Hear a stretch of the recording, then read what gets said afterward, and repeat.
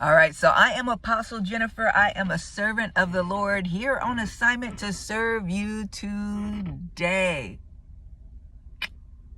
So if you're new to this channel, welcome. If you are returning, welcome back. Hey, fam. The Lord has really been dealing with me on this choosing a spouse. I'm guessing it's time.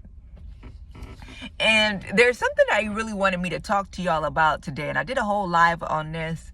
But it was really on just understanding the weight and the magnitude of choosing the person you're going to spend the rest of your life with. I mean, this is a person that you are going to become one with.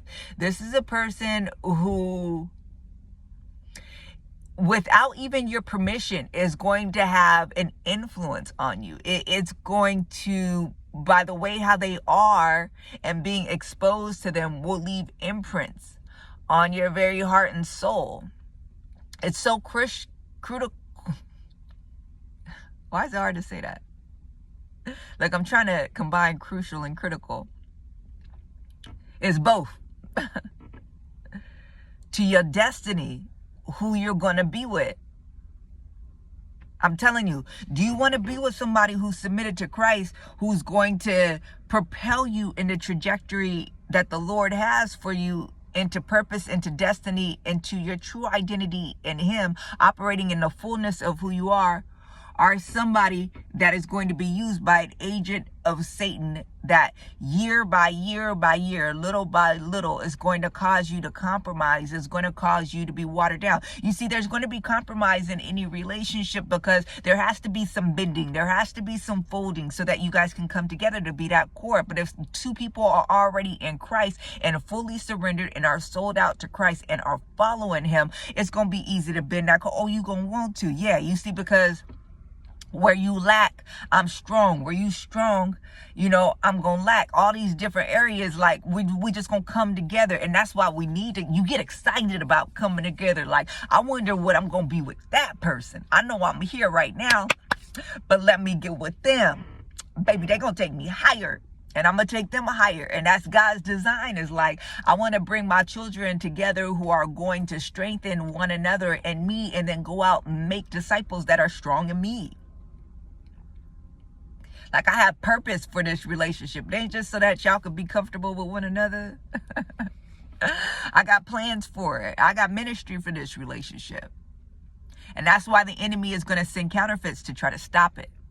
But how will I know? How will I know who's a counterfeit? How will I know who's the real deal? Because I'm really looking at the core of who you are.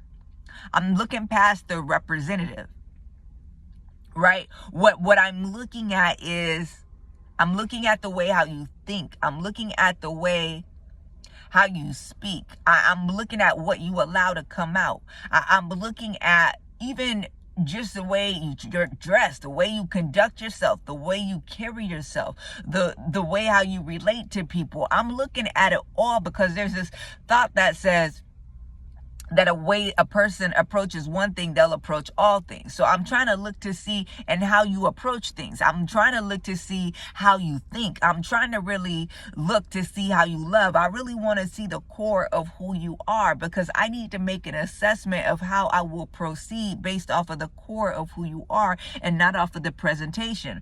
You see, the Lord was talking about in the 7 woes of the Pharisees is like, you guys are like whitewashed tombs full of dead man's bones, clean on the inside and dirty, are clean on the outside and dirty on the inside. You see, I don't want to see the representative and just go there. I'm looking to see the core of who you are, because people can try to live any kind of way, but when they get pressure, when the pressure is on, there's a likelihood that they gonna default to who they truly are. It's gonna be exposed. Some of y'all know that because you've been trying to be better in so many areas, but let you get really disappointed or really angry, and then you'll go back to the default. So the thing is I'm trying to discover what's at your core, because I need to look at your default. What's your default? This is what you're going to default to. And people will show it. Like, it's going to come through. I'm going to see it if I study you. And I'm not trying to say a person has to be perfect, but they should be known by you. I need to be able to see it. Because again, God's going to bring you somebody who's not perfect. He's going to bring you somebody who's conducive to your destiny, and you're conducive to theirs. And together you guys will make each other better. So it's not perfection. But what God was showing me was so interesting, because if you pick somebody who you are not equally yoked with, and somebody that you will be watered down because something on the outside looks enticing, or the enemy has drawn you to something even on the inside that is like, okay, because that one thing is there, you tend to overlook the other things that are there. If that person is not sold out for Christ, and they're lukewarm, 1 foot in the world, 1 foot in the streets, however you want to call it. If they're not following after Jesus, it's not only going to affect your relationship with them, it's going to affect your life. Because you not working in the fullness of who God called you to be, and working in the fullness of what God has called you to, you are not going to be at peace. You are not going to feel content. You are not going to feel satisfied. And that's going to reverberate throughout your relationship. But not only that, it's going to eat away at your soul year after year after year after the compromise has settled in. And what will happen 10 years later? See, in 10 years, I'll be 54. I still got another 30, 40 years after that. If I'm at 54 and I'm like, I don't been with somebody for 10 years, and I realize, man, after 10 years, I'm not the same. I'm not on fire. I don't got watered down. I'm lukewarm, and I'm unhappy, and I'm dissatisfied. And I've been that way for years, because I just realized that the person who God has called me to be, I see afar off like a mirage, and there's no possibility of me attaining them in this relationship, because this relationship has limitations based on the fact that this person is still in the world in some aspect. And I meet those limitations every single time I try to live into who I really am and who I'm called to be.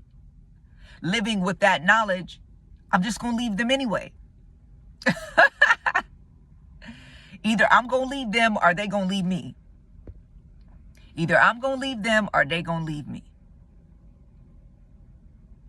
I got to know that, and this is where you get to a maturity in Christ, is that you understand that contentment and peace and joy can only come when you're operating in the full identity that God has called you to.